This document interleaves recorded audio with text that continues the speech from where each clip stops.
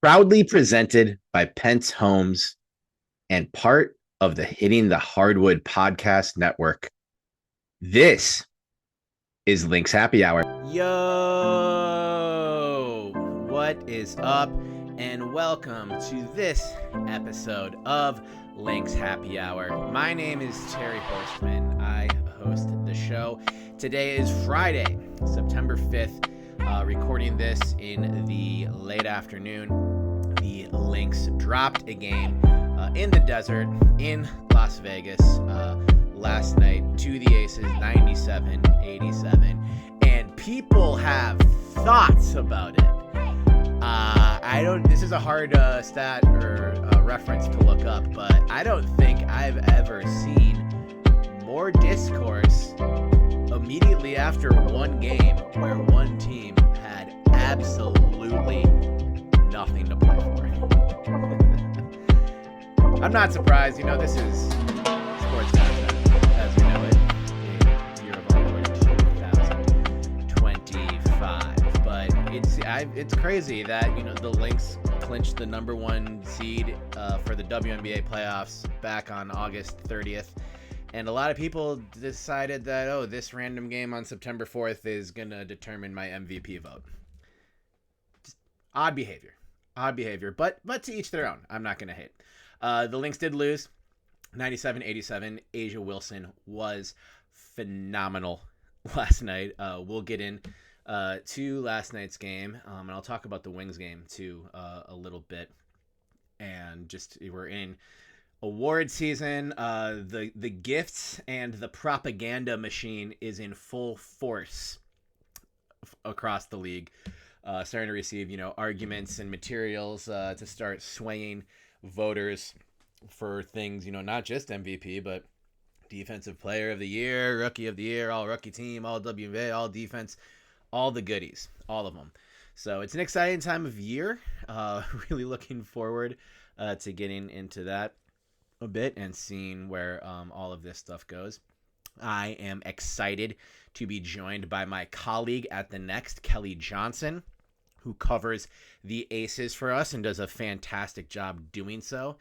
Kelly was at the game last night, per usual, and we sort of just get into the nitty-gritty a little bit, talk about this 13-game winning streak that the Aces are on, kind of what's shifted since that 53-point just ass-kicking the Lynx handed the Aces back on August 2nd that some are saying is what started all of this. It's a fun time of year. What can we say? I do think that there's a lot is being made of a game that honestly means very little. Kelly and I get into this, but I'll just share a few thoughts on last night's game, which kind of just felt like a weird game that it's just hard to diagnose when it's one team is fighting for seeding and another team's not. And the Lynx played everyone with the exception of Dejanay Carrington, who may or may not have been available if this was a playoff game and or if it meant something. But the Lynx are in that sort of weird little limbo of who do we play? How long do we play them? How hard do we go is not a great question for it, because I don't want to imply that effort is ever in question here. But yeah, when you clinch the number one seed this early, you get five total games that end up not meaning anything, and if someone gets hurt in those games, it'll bother you forever, even if you do end up winning the WNBA finals. So I have always lots of respect for Cheryl's coaching chops. I think it's right now 18 win shy of the winningest coach ever. So yeah, upstart coaching career here for Coach Cheryl Reeve. But it's a tough act to juggle, and I think, like we saw in the game on Labor Day against Dallas, resting K-Mac before that game, Cheryl said like that kind of felt obvious, and the sort of script of that game went exactly as I think the Lynx would have hoped. Maybe would have put Dallas away a little bit sooner. It was kind of close heading in like late in the first half, but Fee getting to score 25 points, sit the entire fourth quarter. Speaking of sitting the entire fourth quarter, that's a little foreshadowing of something I'm going to talk about here.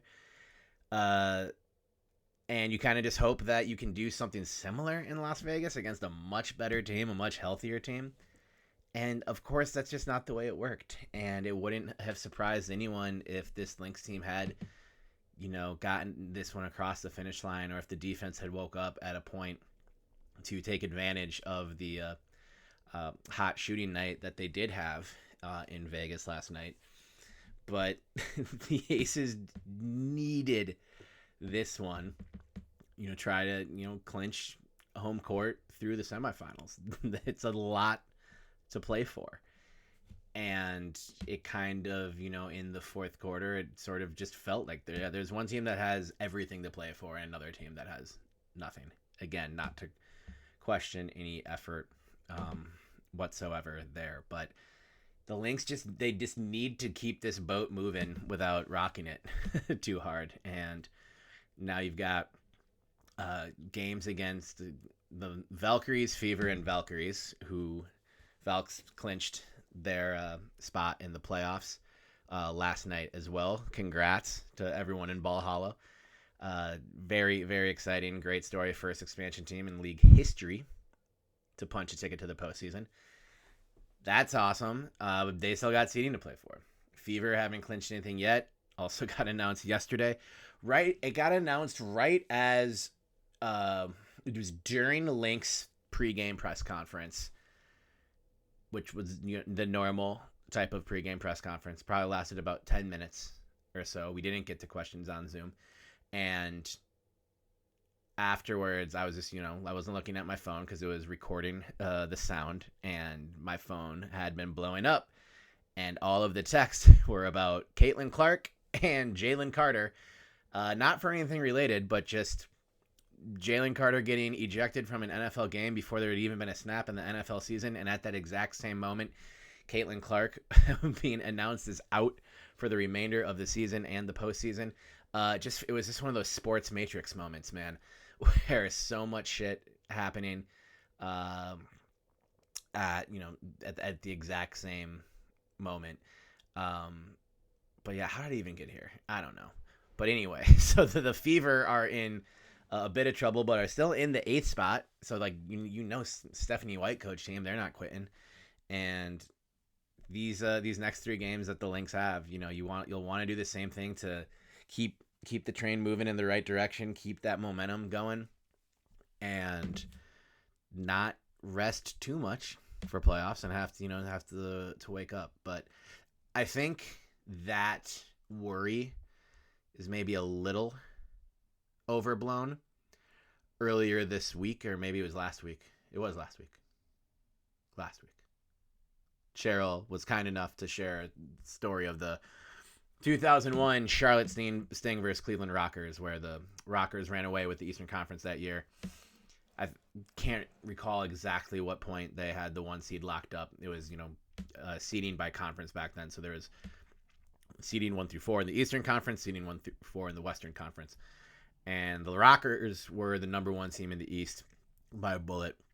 So much so that they lost 4 of their last 5 and were still that 1 seed.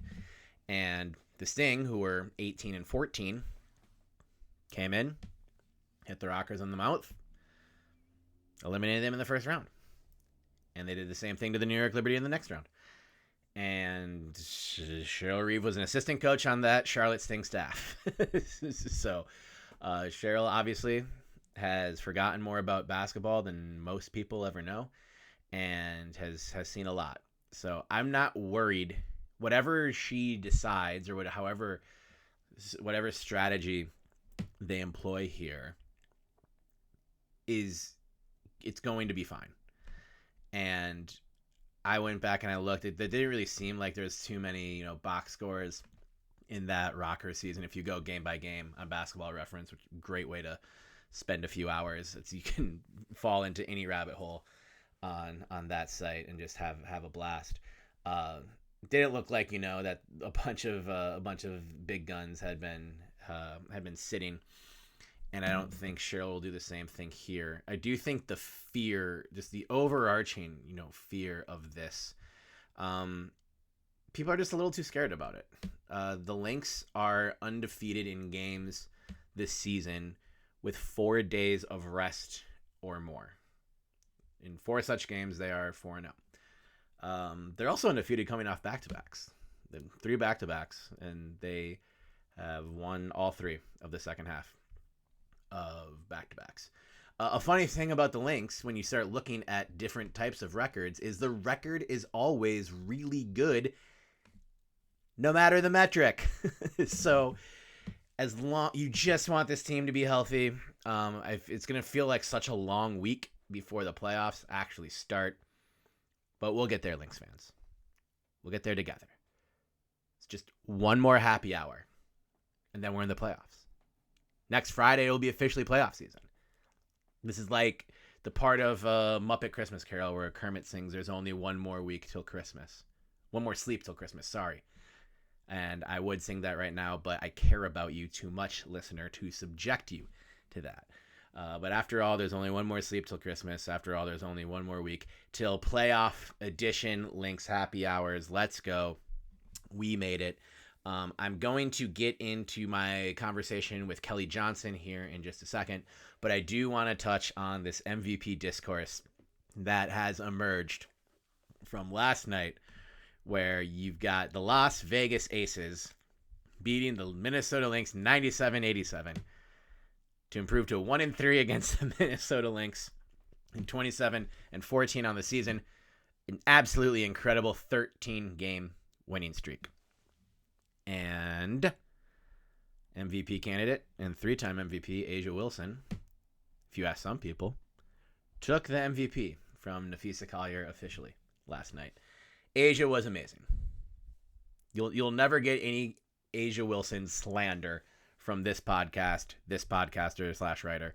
31 points for A'ja, 8 rebounds, 2 assists, 2 block shots, 12 of 15 from the field, 6 of 7 from the line. Just A'ja Wilson shit. While the Aces won all 4 quarters, and it was just a commanding performance by A'ja Wilson. While Fee, struggled a little bit more from the field in this one, 5 of 13. 1 of 3 from behind the arc for 12 points, 6 boards, 3 assists. Not a usual Fee game, but again, Fee could have 3 not Fee games to close the season out, and the Lynx would still be the 1 seed. That's not to say that Fee went out there and just, slept walk through it, but it's different, and I do think while A'ja has been phenomenal, and this is a closer race than anyone really imagined it could have been a month ago, I just have an issue with the way people are supposedly like the knocks against Fee in this argument. And one is that just like, A'ja's been the more impressive player, which I do think it should, kind of come down to. The hard thing about these debates is people always have different definitions for how you describe most valuable. And that the biggest argument against Fee was that the Lynx have won games that Fee hasn't played in. And I think it's just ridiculous to punish a player for being part of a competent organization that has talented teammates and talented coaches and is set up to win regardless of who gets hurt. So that argument is silly to me. I am receptive to what A'ja has done all season. It wasn't Asia's fault that on August 2nd, the Aces fell to 14-14. And people were questioning, like, are they even going to make the playoffs? What the hell is going on here? And A'ja had missed some time, and the Aces are clearly a way worse team without her. But why are we rewarding her case for being part of a team that essentially slept walk through the first 3 months of the season? The Aces were probably the most disappointing story in the league a month ago at this time. And they have bounced back, and they're back, and no one wants to play them. And Lynx Aces finals matchup, I'd give the edge to the Lynx, but that's looking like a toss-up. But how does that work against Fee when she had her team in a position to wrap up the best record in the league by August? Not even in the last month of the season. And it was wrapped up. If this was the English Premier League, the Lynx would have been celebrating a championship already while teams have 6-7 games to go. Like teams almost close to, 10% of more than 10% of their schedule left. And the ending would have already been decided. That's how commanding this season has been. Cheryl said it earlier this season. MVPs come from the best teams. That's with no shade intended or even interpreted on a new governor of the Minnesota Lynx, Alex Rodriguez, who won an MVP on a last place team during his esteemed baseball career. Sorry, A-Rod. But Fee has been so good, so consistently, and so thoroughly throughout the entire year. It's a full regular season award. It always gets awkward when shit happens in playoffs and like the MVP, sometimes the MVP will have like a underwhelming playoff performance or they get bounced early. And then it's awkward when they get announced as an MVP. And you have to have that conversation like, oh, it's a regular season award. It's not a postseason award. If you want to have the argument that MVP, none of this shit should come out until after the season's over and playoff performance should be factored in, I'm down for that. Honestly, I'm in favor of that. MVP, full regular season and postseason award for the future. Kathy, I'm sitting right here. But as of right now, it's not. It's a regular season award. And games in May, June, and July, Aces fans, are part of the regular season and are factored into this argument with the same weight as one game on September 4th. Fee was the player of the month, the Western Conference Player of the Month in May, June, and July. Same conference that A'ja Wilson plays in. It is a more comprehensive, impressive regular season, in this writer's opinion. But head-to-head does matter. When you're playing against the best of the best, who comes out on top, that does matter. And A'ja did that emphatically last night. So why wouldn't we look at other matchups when they're both on the court just as emphatically? Why wouldn't they get kind of the same weight as all of us? As everything else, rather. Last night was the third time that Fee and A'ja have shared the court this year. The third, not the first. It was the third. First matchup between the Aces and the Lynx, A'ja didn't play, and Fee got hurt in the third quarter. So I've thrown that one out. We're not even consulting that game. So the second time, this was way back on July 25th. Feels like a lifetime ago at this point. A game that the Aces lost and fell below 500. July 25th, 2025, Target Center, Minneapolis, Minnesota. Minnesota Lynx 109-78. 109-78. And the fucked up thing about that is this game looks really close when you start looking at the next time the two of them played. Fee in this one, 25 points, 7 of 12 from the field, 10 of 13 from the line, 9 boards, 2 assists, a steal. A'ja, 15 points on 5-11 from the field, 5 of 6 from the line, 7 boards, 3 assists, 3 block shots. A'ja's the best shot blocker. Maybe succeeding that to Atlanta Smith, maybe. I won't argue that point, though. So the other thing when you go digging deep in box scores is that A'ja didn't play a single minute of the fourth quarter in this one because the Lynx were in command by that much. They're up by 24 going into the fourth quarter, won the game by 31 points. And A'ja didn't play a single second in the fourth quarter because it didn't matter. Meeting number 2. A week later, August 2nd, 2025, Michelob Ultra Arena, Las Vegas, Nevada. Minnesota Lynx 111. Las Vegas Aces 58. This is the game, of course, that Fee got hurt in. Before she got hurt, 18 points, 3 boards, 5 assists, 2 steals. Good assist game for Fee before getting hurt in that one. In just 3 quarters of play. Fee didn't play in the fourth quarter of this one either because she got hurt. But also, of course, the entire first half was fuck it, pass to K-Mac. The memes where it's like, hey, fuck it, Justin Jefferson's down there somewhere. Same in this game. Just pass it to the perimeter, fuck it. Kayla McBride's out open somewhere. And just such a laugher of a game. Asia, 10 points in this one, 4 of 11 shooting, 5 rebounds, 2 assists. Nothing in the fourth quarter. Didn't play in the fourth quarter because the Lynx were winning by 43 points. So, Fee didn't hang a 30 burger on the Aces with Asia guarding her. But these games mattered, and it was both teams playing for as much seeding as the other one was, playing for as much, advantage in the standings as their opponent. Why do these games not matter as much as the one last night? Tell me.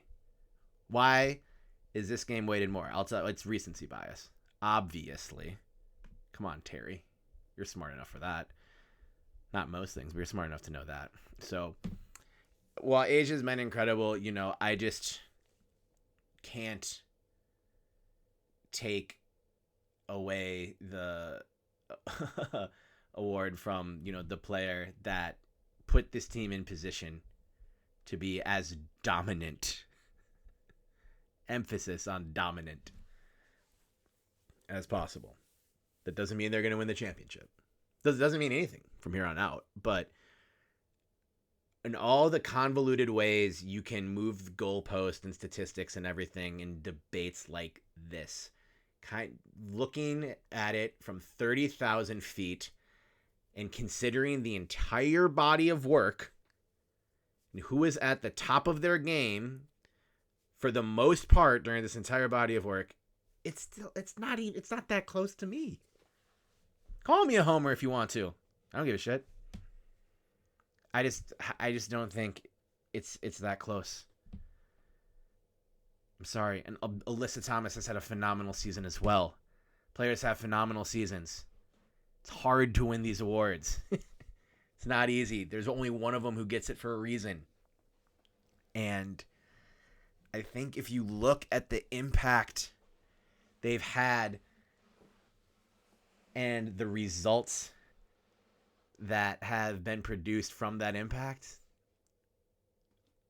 I don't know how you end up arriving at a conclusion that's not MVP. Anyway, that's not for me to decide, just to comment on.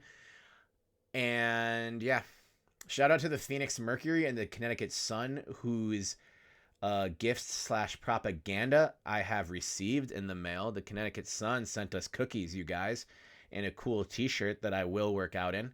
Won't wear it to a game because that's not professional. But I appreciate the workout gear and the cookies in the shape of dog bones for their underdogs. I just want to give them a little bit of love for thinking of us in the media. Everyone appreciates, cookies and a free t-shirt here and then, and especially on behalf of Sanaya Rivers, Lila Lacan, and Anissa Morrow. All 3 players I've been impressed with when I've watched this season.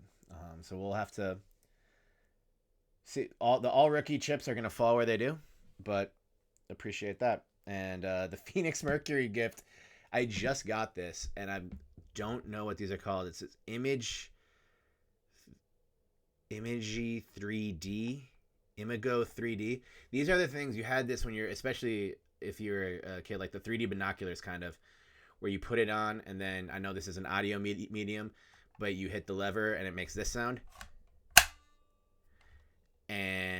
and then like another image pops up on the thing. You know what I'm talking about.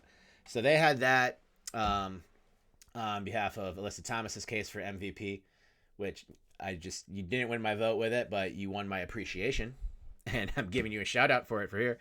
Satu Sabli for All in WNBA, Nate Tibbetts for Coach of the Year, and Nick Uren for Executive of the Year. Very creative, Phoenix. I give the Sun more points because it's stuff that I can like functionally use. Like I'm gonna eat the rest of these cookies, and I'm gonna feel great.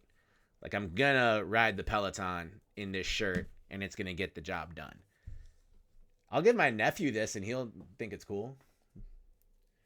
My niece is probably still a little young to understand it, but she's getting there. And then they'll be like, no, we only want Lynx stuff. It's hard. I've gotten them into the Lynx, but the rest of the league has yet to win their allegiance. Maybe this will help. So yeah, I appreciate that. Hoping to see more gifts. We love media gifts. Come on. I know, times are tight in this economy. So I know it's stuff to the media, but I appreciate it, and those of us in the media see this effort and hard work. So last year, the Lynx gifts went hard. There was the Nafisa Collier themed hot sauces, and I used those to I went through a whole bottle of there was like a Chipotle one that was fire. So yeah, if there if anyone from the Minnesota Lynx staff is listening, if any of those bottles of hot sauce are still sitting around Target Center, because with these I know you have to order like 10,000 more than you always need just to meet whatever the order minimum is from these companies. I'll take some more of that fee hot sauce from last year. I've seen, some of my colleagues in the media have already gotten their fee one. It's like it's crystal of some kind. It looks cool. So I hope I made the cut for that. It looks more expensive than the hot sauce did. So I won't take it personally. Yeah, send that to the more important people. All right, that is enough bullshit from me for today. Let's get into my conversation with the great, the talented Kelly Johnson from the Next. Lynx Happy Hour. Stay tuned.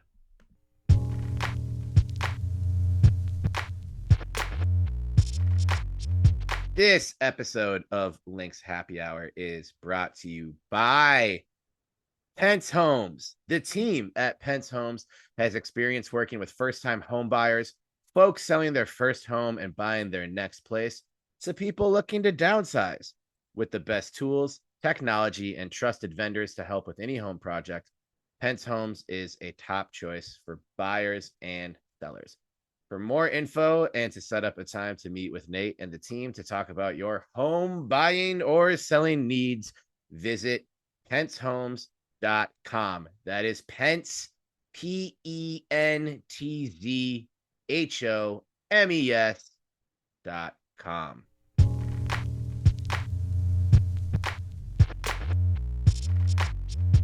Joining me now on this episode of Lynx Happy Hour is my esteemed and talented colleague at the Next, Kelly Johnson. Kelly, who covers all things Las Vegas Aces for us. All things this ridiculous 13-game winning streak. The vibes in Vegas have fully shifted from where they were basically at this point a month ago. Kelly, first of all, good morning, and how are you doing today? Good morning. I'm doing pretty good, especially after last night. How are you doing? I'm doing well. I imagine Lynx fans are doing less good than Aces fans are, but I'm sure have talked themselves into feeling optimistic about the rest of the season. So I'm doing good. It feels like fall here in Minneapolis. What's the weather like? How hot is it still in Vegas? It's still in the 90s and it's monsoon season, so now it's humid too. Oh, damn. Well, I do hope that I was in Vegas early this summer and it was way too hot for me. And I do hope that we get a reason to go back and forth between Minneapolis and Vegas in October. That's a great time of year to be out there. Let's start with the game last night. 97-87 win for the Aces. That was a little bit closer than that and also felt not quite as close as that kind of simultaneously. Bit of a strange situation with the Lynx playing everybody, but also you know not needing a win for any kind of playoff seeding, but also you don't want to let these aces get too much more confident. But they are with a 13-game winning streak and a win over the Lynx. We talked a little bit on Slack after the game, and just that this game felt cinematic, it felt poetic, it felt exciting. What was your biggest takeaway from the game between the Aces and the Lynx last night? Honestly, just emphasizing the cinematic part. I mean, any game at T-Mobile Arena is going to be special, no matter what sport. I mean, Mm-hmm. basketball, hockey, even fighting, even concerts too. Anything at T-Mobile Arena is always going to be special. And earlier this year, the Aces played Indiana, and it was a close game at first, and then the Aces took off running, Mm-hmm. and it was basically felt like a repeat of that because it was very close at the beginning, and then all of a sudden the Aces started to get hot, and then Minnesota started to get hot. It was just a back and forth of who got hot the most, Mm-hmm. and it was very exciting. It was just great basketball to watch. Right. And just the crowd. Anytime Asia Wilson did something, anytime she got an and one, everyone was chanting MVP, MVP. Right. And you could hear that on TV. And I think the difference in atmosphere is a little noticeable on TV, but definitely doesn't come close to being there. Explain for, people who may not be totally aware or may not have, been out to Vegas for games. Like what is like that, like the biggest, difference between a game at T-Mobile Arena versus a game at, Michelob Ultra Arena? I think I got the sponsorships right there, right? It's Michelob Ultra. Mm-hmm. Yeah, perfect. Yeah. Like, yeah, just like what are those like the main difference and what goes into a decision to moving an Aces game to T-Mobile? Well, for the listeners, if you haven't been to T-Mobile Arena is home of the Golden Knights. And usually those games pack out for Knights games, and now they've been packing out for Aces games too. Like they've been selling out. Like they were on a 43 game sellout streak, I believe. Mm-hmm. And even games at T-Mobile have been selling out. It packed to the brim.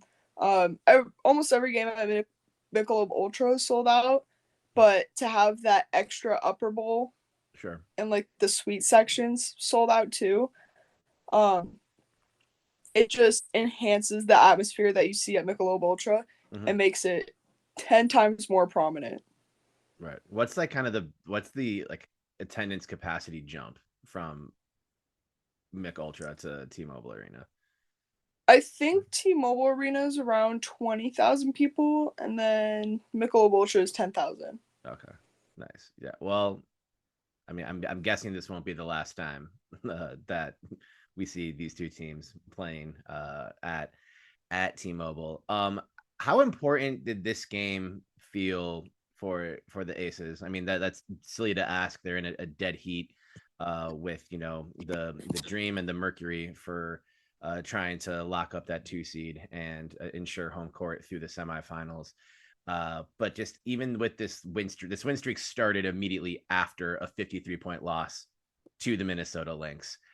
So just kind of how like how high were the stakes, would this be emotionally or psychologically for this team to not only just add a win to that win streak and come closer to getting the 2 seed, but to maybe getting the sort of the Minnesota feeling off their back after not beating them yet this year?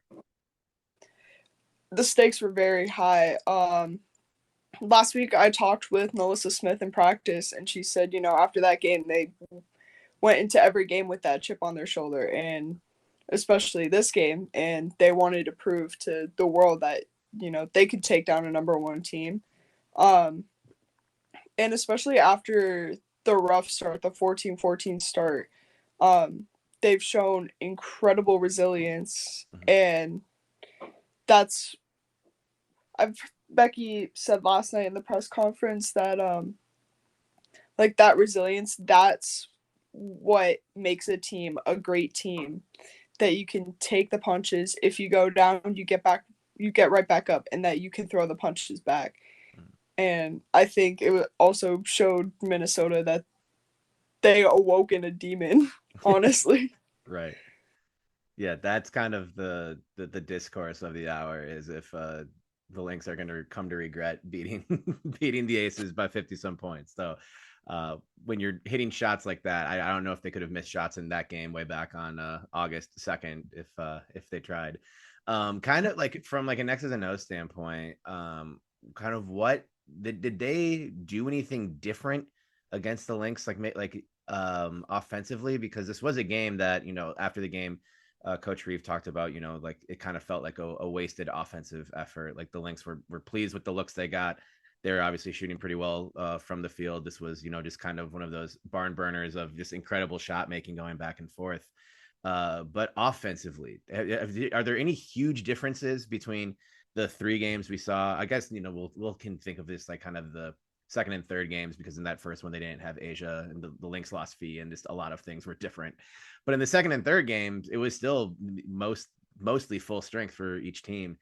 Did you notice like kind of anything that the Aces were doing that like added another wrinkle to help them be more successful offensively against the number one defensive team in the league? Offensively, I thought it was just taking more shots from different areas because, you know, every team knows that Asia's going to be dominant in the paint. So they're going to send like 3-4 people on her in the paint. And even in the paint, even if she's being guarded by like 3-4 people, she can still make shots. Mm-hmm. I noticed she made a lot more jump shots that was outside of the paint. Um, and then Chelsea Gray and Jewel Lloyd, their connection this season has been really hot. Um, there was a pass that Chelsea Gray did that went right over her head. I don't know if many people saw it, but I know the arena, as soon as she did that over the head pass and Jewel caught it, everyone started getting excited. But Jewel had some really great passes to Jewel, and Jewel would just sink those threes. Mm-hmm. Yeah. And even Leah and I was getting a little hot too. She's on a streak for having at least one 3-pointer in the last few games. Mm-hmm. And I think she had like 2 or 3 last night too.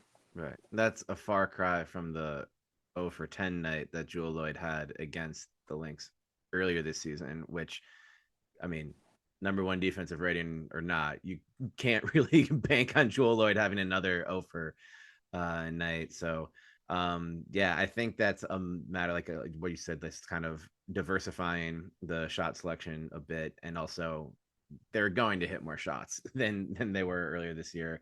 That pendulum is swinging at definitely the right time if you are an Aces fan. I'm going to now shift to the conversation everyone's having right now in very reasonable and rational and well volumed ways. The Aces fans in attendance last night chanting a lot of MVP. That's something they have in common with Lynx fans who chant MVP every time their favorite player does something.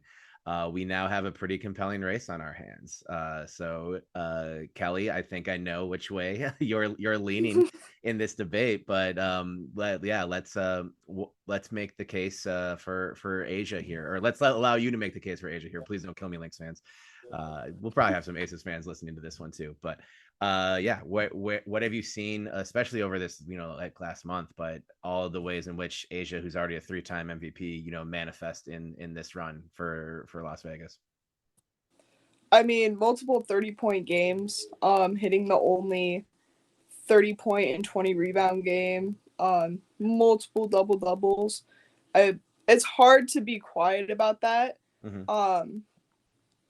Especially if you're an Aces fan. I mean, you're going to see that and you're going to say, yeah, she deserves to be MVP. I think the race is going to be really close, though. I mean, last night, watching both Asia and Nafisa, it was just good basketball.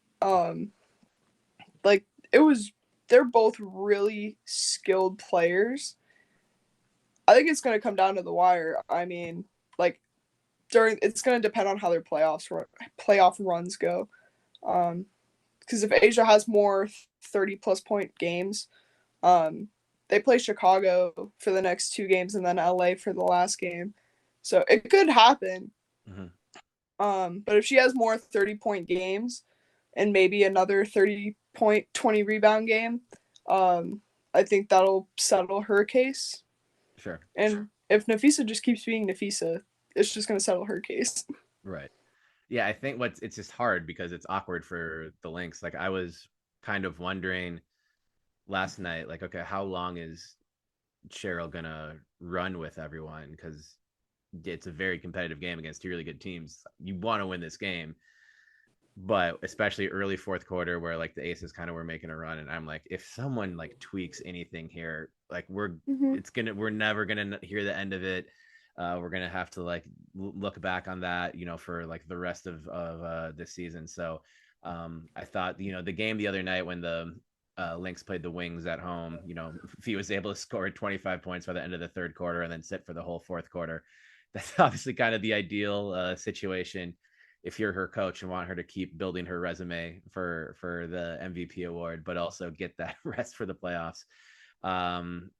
And yeah, we'll see how they handle it. The Lynx have 2 games against the Valkyries and 1 against the Fever, who obviously have a lot to play for and seeding to work through. But we'll see. We'll see. But so what is for those of us now who are kind of, like the Lynx have had number 1 locked up for a bit now, over a week. For Lynx fans who are getting a little, just complacent, whatever, and might want to tune into some of this drama that's happening, throughout the rest of the standings. What are the games that the Aces have coming up, and you sort of the stakes attached to those games? With they've got 3 games left as well, right? So who do they have in the next 3 games? They play Chicago for the next 2 games, with both games being at T-Mobile, and Favorable. then they play LA in LA Okay. for their last game on Thursday. Very critical games. If they win all 3, I believe they'll lock that second spot for sure. It just depends on how Atlanta and Phoenix do. Right. And yeah, LA could be eliminated by that point, but that also could come down to, that could be their fight for their playoff lives. That would be an awesome game. I hope they're not eliminated just for the sake of competitive basketball. Anything else that you've noticed that's been a big difference? Because obviously during the first few months of the season, you met that 14-14 mark, which people were writing the Aces off after that loss to Minnesota in early August. You mentioned that like resiliency. Obviously, we knew Asia could get back to just the 3-time MVP level at any moment. What's kind of has Jewel going to the bench and kind of finding her way in that role been one of the biggest keys? Because that's really the biggest adjustment that I notice as like an outsider, but just what has kind of been that it's hard to think like that is really what swung it completely, 180 the other way, because this team was down bad. And now it's looking like they might never lose a game again. So just you're at every game. Like, what's kind of the biggest, changes in this team that anyone who's playing them in the playoffs should be aware of? I mean, that lineup switch, putting Jewel on the bench and then putting Kirsten Bell in the starting lineup, that's been the biggest one. Last night, Kirsten Bell was getting pretty hot too. She had a couple steals. Point wise, she may not have the most points, but this season she's shown tremendous growth. Like, she's even one of talking those with players. Every time I watch Kirsten Bell shoot, I think it's going in. Like I know like she was 2 for 5 last night. Of course, I've seen her miss before, but like those misses like don't register with me. I'm just like, every time I notice her shooting, it's like she makes it in a big spot. It might only be a couple of game, but yeah, in that like clutch percentage, she's up there. Yeah, she's been a huge difference maker. Like I said last night with those steals, she's been great on defense, and then adding Alyssa Smith too, adding just another big who has the experience. Her and Asia's connection has been really strong, and she's been insane with rebounding, insane in the paint. For sure. She's going to be a big difference maker in the playoffs. Right. Well, there is a lot of basketball to be played before these two teams would potentially meet again. It would almost be It's not impossible for this to be the semifinals matchup, but you'd have to lose at least one or two of those games to Chicago, I think, for the Aces to fall to 4. What do you think best of 7 finals matchup between these two teams would be like? And are you ready for that level of cinematic basketball, potentially 7 nights in October, Kelly? I mean, it would be cinematic. I mean, it's just good basketball. Any good basketball we can get, we'll take. But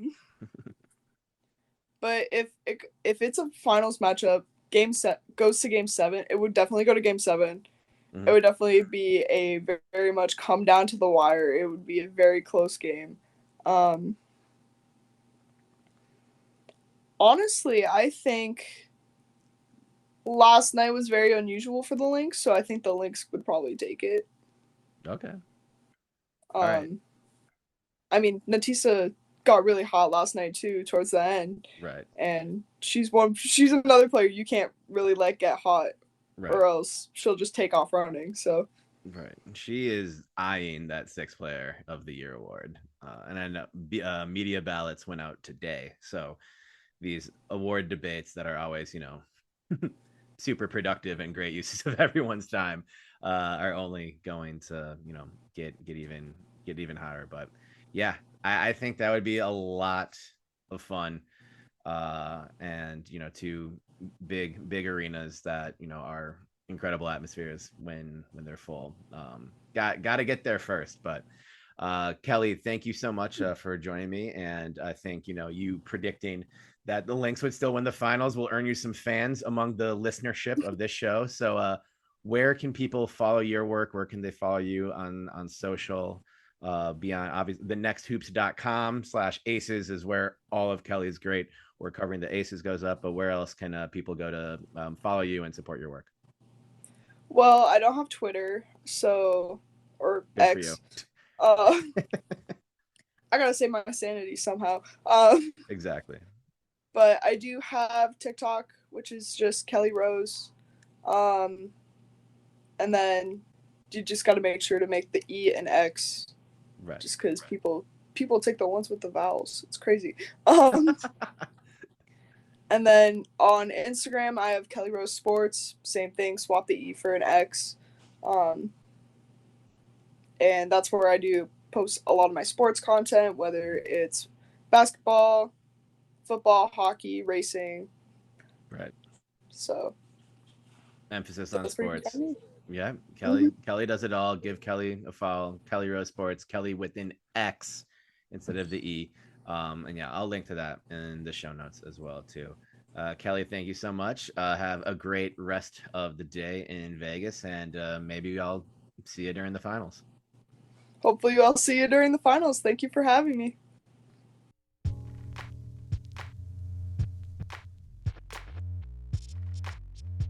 Thank you again to Kelly Johnson for joining me. That's at Kelly Johnson Sports on Instagram. Kelly spelled with an X instead of the E. Don't forget that. Go follow Kelly and read all of her Aces work over at The Next. Thank you, as always, to Nate Pence and the team at Pence Homes and all of the amazing partners we have at the Hitting the Hardwood Network, which includes Homage, Fantasy Sports Evo, Firehawk Construction, and I'm forgetting one, and I'm sorry for that. But yeah, you can find them all on Hitting the Hardwood Patreon. Shout out Mitchell Hansen. Shout out Andrew Dukowitz. Go listen to the Hitting the Hardwood podcast and the Missing Lynx podcast. My colleagues, stay up on this creating dope content shit. And thank you, as always, Lynx fans, for joining me on this episode of Lynx Happy Hour, the podcast where Lynx basketball is always on special. I have been Terry Horseman. You have been excellent, and can't wait to see you guys on the playoff trail or at a game at Target Center sometime soon. 3 more games to go, and then it's playoff happy hour, baby. We're almost there. Thank you so much for rocking with the show so far. I appreciate it. And yeah, have a great weekend, everybody. Peace.